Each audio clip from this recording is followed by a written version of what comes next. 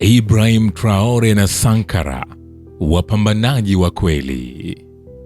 Mkombozi wa taifa hilo Thomas Sankara aliwahi kusema kwamba Burkina Faso ni taifa la watu watulivu. Alilitambua kama ni taifa la watu wanaojitambua, lakini cha kushangaza, Mfaransa ameyakalia mataifa ya Afrika Magharibi kwa miaka 150 na zaidi.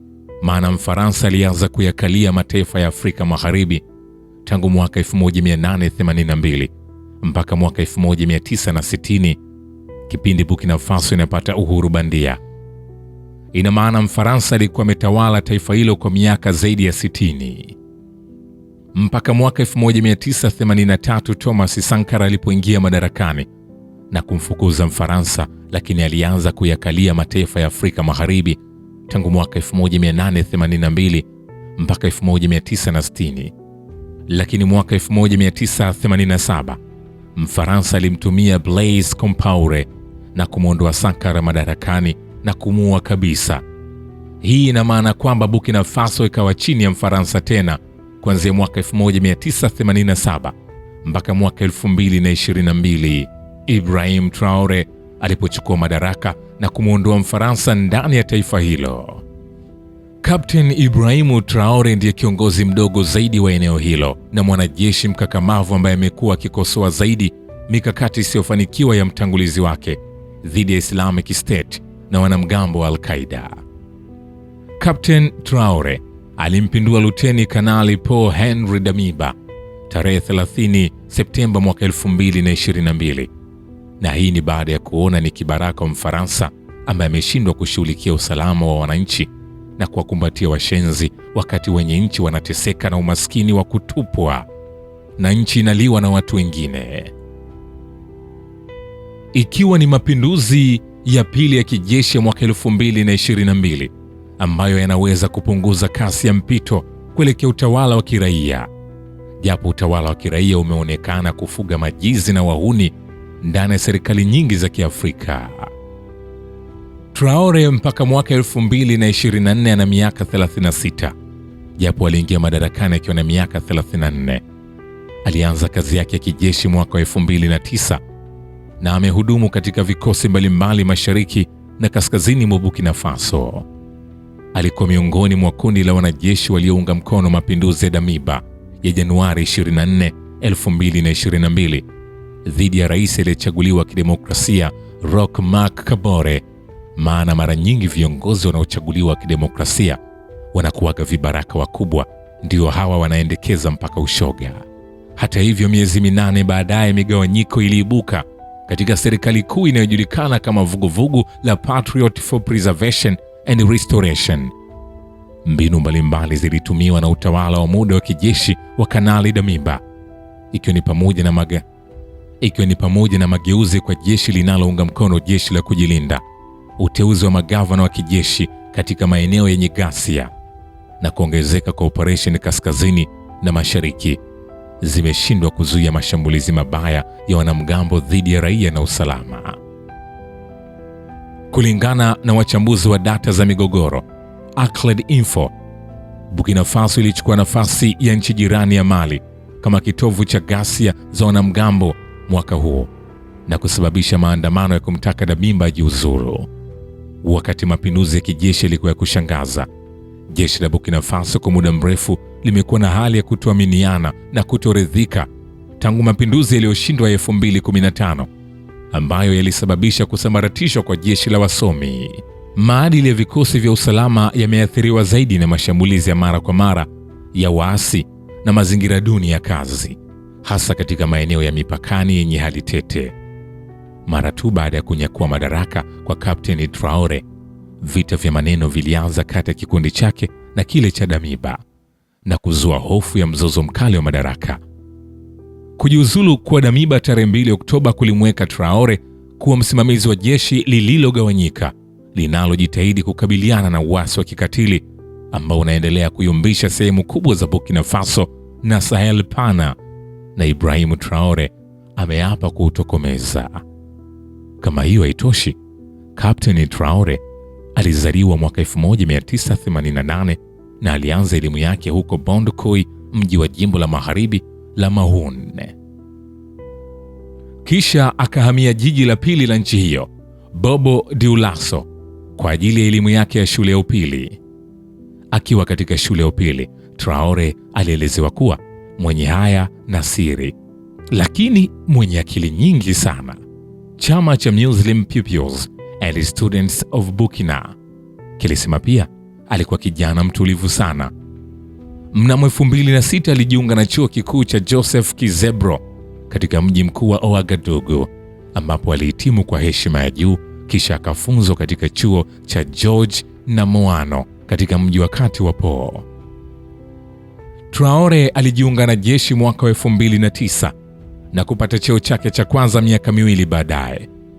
Pia alichukua mafunzo ya upigaji risasi nchini Moroko, kisha alihamishiwa katika kikosi cha silaha huko Kaya katika mkoa wa Kati Kaskazini. Alipandishwa cheo hadi kuwa luteni mwaka 2014. Traore baadaye alihudumu katika ujumbe wa kulinda amani wa Umoja Mataifa nchini Mali, unaojulikana kwa ufupi kwa lugha ya Kifaransa kuwa ni MINUSMA, na inasemekana alikuwa miongoni mwa walinda amani ambao walionyesha ushujaa kukabiliana na shambulio tata la wanamgambo katika mkoa wa Timbuktu kaskazini mwa Aprili 2018. Mfaransa amekuwa Afrika Magharibi kwa miaka zaidi ya 150. Mwisho wa siku ameishia kujitajirisha mwenyewe, huku akiacha wananchi wa Afrika Magharibi katika umaskini mkubwa. Mapinduzi ya Afrika huchangiwa pakubwa na mgawanyo usio sawa kati ya serikali iliyopo madarakani na wananchi. Taifa unakuta linaliwa na watu wachache. Afrika inaongozwa na vibaraka ambao hawajali tena umaskini tulionao. Mnamo 2019, Traore alishiriki kwenye operesheni ya kijeshi iliyopewa jina la Otapuanu mashariki mwa Burkina Faso, iliyosababisha utulivu kwa miezi 7 na ilikuwa na mafanikio makubwa katika maisha yake. Pia alihudumu katika kikosi cha Makoe kaskazini mwa mkoa wa Sahel na kushiriki kwenye operesheni kadhaa kaskazini. Mnamo 2020 alipandishwa cheo na kuwa kapteni. Tangu Machi, Traore amekuwa mkuu wa kikosi cha silaha kilichoko Kaya. Hata baada ya kuwa mtu mwenye mamlaka juu ya maisha ya watu, ameendelea kubaki na cheo hicho cha kapteni, na alikataa kulipwa mshahara wa rais, analipwa mshahara ule ule wa kapteni. Huu ni mfano na maana halisi ya kuwa kiongozi. Njoo sasa kwa wapigaji huko Afrika Mashariki. Rais anajilipa zaidi ya milioni 200 kwa mwezi. Ibrahimu Traore alipoingia tu madarakani alisema ya kwamba makubaliano yetu kwa pamoja yamesalitiwa na kiongozi wetu kwa jina Luteni Kanali Paul Henri Damiba. Kuzorota kwa hali ya usalama, hali iliyotufanya kuchukua hatua, imetupiliwa mbali kutokana na hatua za kisiasa. Namnukuu Septemba 30, 2022 kupitia kituo cha habari cha serikali cha RTB TV. Hata mtata Putin hata kutaka pia kuongoza Urusi. Putin alichaguliwa. Putin alionekana kuwa anafaa kuivusha Urusi kutoka pale ilipokuwa. Hii Ibrahimu Traore hakutaka kuwa rais ama kiongozi wa Burkina Faso. Ibrahimu alichaguliwa na viongozi wa juu kabisa. Alichaguliwa na marafiki zake. Alichaguliwa na wazee wenye utulivu ya kwamba alionekana anafaa kuongoza Burkina Faso, na huyo ndio kiongozi bora, na huyo ndio kiongozi mwenye uthubutu, na huyo ndio kiongozi jasiri. Maana amechaguliwa na watu, yuko pale kuwapigania watu, yuko pale kuitetea na kulinda tunu na rasilimali za Burkina Faso. Anasema hakutaka na hakutamani kuwa kiongozi wa ile nchi, isipokuwa alichaguliwa. Huyo ndo Ibrahimu Traore. Namnukuu, sikuamua kuchukua madaraka, nilichaguliwa. Ni hali ambayo imekuwa ikitokota kwa wiki 3 sasa. Nilikaa kwa takriban wiki moja mjini Ouagadougou nikijadiliana naye, lakini hakuna lililojiri, na raia wanaona mkono anaochukua kisiasa. Tulipendekeza suluhu chungu nzima na nikaelewa mwishoni tunacheza siasa badala ya kile kilichotuleta. Mwisho kumnukuu. Maneno hayo yaliyozungumza Oktoba 2, 2022 katika idhaa ya Voice of America ya Ufaransa. Najua kwamba Ufaransa haiwezi kuingilia moja kwa moja masuala yetu ya ndani. Iwapo tuna washirika wengine wanaoweza kutunga mkono kama Urusi, Wamarekani ni washirika wetu, lakini pia tunaweza kushirikiana na Urusi. Hivyo basi sio kuhusu Ufaransa au tatizo la Urusi na Wagner. Mwisho wa kumnukuu. Anaendelea kusema, najua mimi nina umri mdogo sana zaidi ya wengi wenu hapa. Hatukutaka kilichotokea, lakini hatukuwa na chaguo. Kwa siku chache zilizopita tumeusumbua usingizi wenu, tumesumbua usingizi wa wakazi wa Ouagadougou kwa milio ya risasi. Hatukutaka hilo lifanyike, lakini haya ndiyo maisha kwenye kipindi cha miezi mitatu ijayo. Lazima tufanye kile ambacho kilipaswa kufanywa kwenye kipindi cha miezi 8 iliyopita. Kila kitu ni dharura. Hapo alizungumza Oktoba 2, 2022 na maafisa wa wizara mbalimbali. Vyombo vya habari vya magharibi vinamuita dikteta, lakini ni kipenzi cha Waafrika wote, tumaini kwa vijana wa Afrika. Wazungu walipora Burkina Faso kwa miaka mingi, sasa amesimamisha jambo hilo. Anaweza kuwa katika sare, lakini ana moyo wa demokrasia. Anahimiza sauti zinazopingana, anahimiza mjadala. Yeye ni mtu wa watu, rafiki mkubwa wa Vladimir Putin. Maana Urusi amepeleka wanajeshi zaidi ya 300 ikiwemo na Wagner wapo ndani ya Burkina Faso kuhakikisha ulinzi wa nchi hiyo ambayo imejaa waasi na makundi ya kigaidi.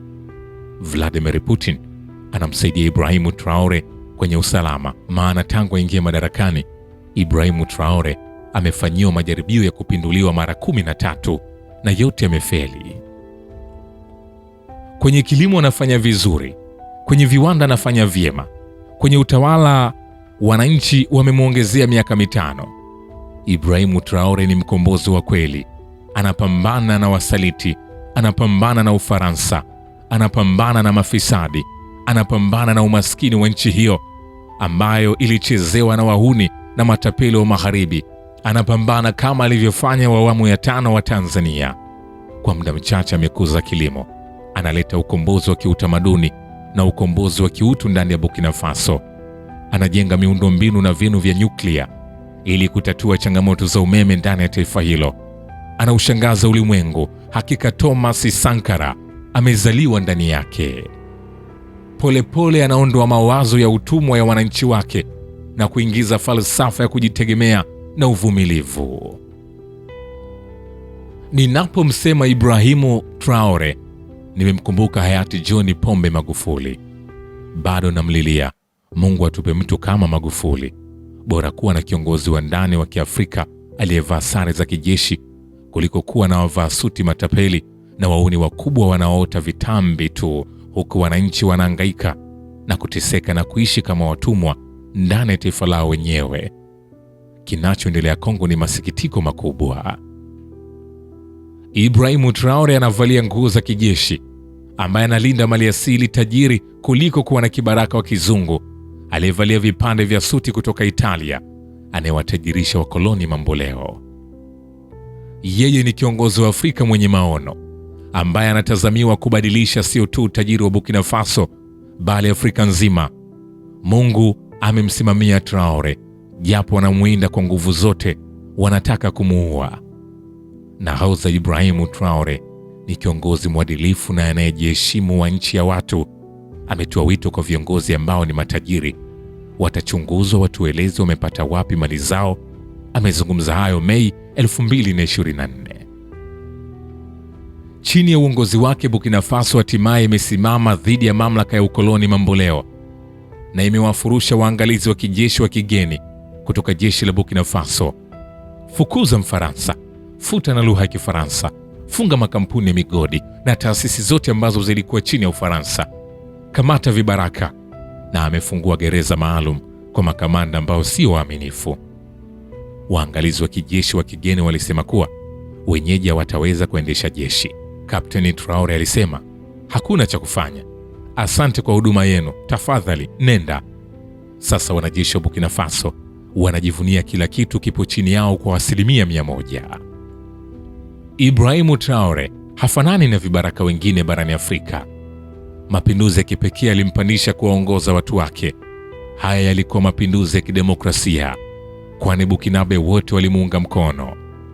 Mara tu alipochukua madaraka 2022, alizindua hatua mbalimbali za ustawi: kupunguzwa kwa ushuru, kulisha maskini, anajaribu kuzalisha ajira kwa vijana, anakuza uwezeshaji wa kijinsia kwa kutoa nafasi kwa wanawake katika utawala. Wanawake wengi sasa wamevunja dari ya kioo. Amewahimiza wananchi wote kuzungumza kwa uhuru. Uhuru wa vyombo vya habari umerejeshwa. Ana hadhi ya kipekee kama mwanademokrasia wa kijeshi ambaye yuko madarakani kutokana na mamlaka ya Bukinabe yote. Burkina Faso iko chini ya vikwazo vya Ulaya, lakini nchi imesimama kwa urefu chini ya nahodha. Anataka kuleta uzalishaji wa umeme wa nyuklia, mbinu bora za kilimo, kwa kutumia itifaki za kisasa za mifugo ili kuwawezesha mmiliki wa wanyama pembezoni na kuboresha miundombinu ya elimu na afya Burkina Faso. Kapteni mkuu bado anavaa combat za kijeshi kwenye mikutano ya kimataifa, wakati viongozi wengine wa Kiafrika wanavaa suti ambazo zinaweza kulisha familia kwa mwaka mzima. Amekataa kuchukua malipo ya rais na anaendelea na mshahara mdogo wa kapteni. Amezindua mpango wa kupambana na ufisadi na kutangaza kwamba sitaruhusu mafisadi kumeza Burkina Faso. Haishi maisha ya anasa kama madikteta wengine, lakini anakula kama mtu wa kawaida, analala kwenye kitanda cha kawaida na anakataa marupurupu yote ya rais. Anasema, mimi ni mtumishi wa Bukinabe yote. IMF ilipotoa mkopo, kapteni alisema, hakuna cha kufanya, asante sana. Kwa nini? Kutokana na kiburi cha Kiafrika. Mkopo wa IMF unakuja na masharti. Burkina Faso, tofauti na Pakistan, iliitaka IMF kukaa pembeni. Burkina Faso ilikuwa na akiba kubwa ya dhahabu, ila ilikuwa na wakoloni uchwara. Sasa anafungua kiwanda cha kusafisha dhahabu ili Burkina Faso iweze kuuza nje dhahabu iliyotajirishwa. Ameapa kukomesha ugaidi. Akiwa askari kijana, alionyesha ushujaa mkubwa katika kupambana na ugaidi kama mlinzi wa amani. Akawa hadithi na askari wake anaishi maisha rahisi sana, wananchi wanampenda. Mei 2024, kwa uchapaji kazi na uzalendo wake, wananchi walimpa miaka mingine 5 ya kuipeleka nchi kwenye kilele cha ustawi sahihi. Atakuwa madarakani mpaka 2030. Siku moja ataunganisha Afrika. Maandamano hadharani mitaani kupeperusha bendera. Kwa kawaida kunapokuwa na maandamano katika nchi inayotawaliwa na jeshi, huwa ni kuondoa wanajeshi kutokana na hisia za kidemokrasia. Lakini kwa mara ya kwanza katika historia ya dunia, Bukinabe walikuwa wakiandamana ili kutoa nyongeza nyingine kwa kapteni wao. Hii haijawahi kuonekana na ulimwengu. Hii inakwenda kuthibitisha jinsi kapteni anavyopendwa na watu. Ameonyesha huruma, maono na uaminifu, na umma unajua hilo. Wanataka utulivu uendelee. Walijitokeza mitaani kuunga mkono udikteta wa kijeshi, kama vyombo vya habari vya magharibi vinavyosema. Vyombo vya habari vimeshangazwa na usaidizi huu maarufu. Yeye ni mdogo. Natumai kwamba hatayumbishwa. Natumai daima anaendelea kuaminiwa na watu wake. Natumai atawaweka wasaidizi wake kwenye kuangalia haki za binadamu. Natumai yuko sawa kwa sehemu zote za jamii. Natumai anaishi muda mrefu na kuwatumikia watu wake. Natumai hatapoteza mwelekeo wa malengo yake kama ilivyotajwa. Mambo makubwa ya Ibrahim Traore: kukomesha mawazo ya utumwa ya wasomi, kukomesha utumwa wa kiuchumi, kumaliza ugaidi Burkina Faso, kuzalisha ajira kwa wananchi, fanya kazi kwa umoja wa Afrika nzima, kuondoa umaskini na maisha duni, ushiriki wa watu katika sekta ya umma, uwezeshaji wa wanawake, kufungua shule na vyuo vikuu, kuhimiza demokrasia ya ndani, kujenga vinu vya nyuklia, kuboresha kilimo na viwanda, kupunguza utegemezi kutoka nje, kupambana na rushwa na ufisadi, kuwapunguzia kodi wananchi, kujenga jeshi la viwango, kusimamia vyema rasilimali za nchi, kulinda utamaduni wa nchi, ukombozi wa kifikra, kuhimiza kujitegemea na kujisimamia zaidi. Pamoja na kuhimiza kujitegemea na kujisimamia zaidi. Wako mjoli wa mambo Richard Shio, RS Rich Voice, na imeandaliwa na mjuli wako wa mambo Mpokibuya Kaminda Mwandagasia na kuhaririwa na Isaya Benson Mwakilembe. Shukrani kwa Babu wa Kivita na Historia ya Dunia. Asante.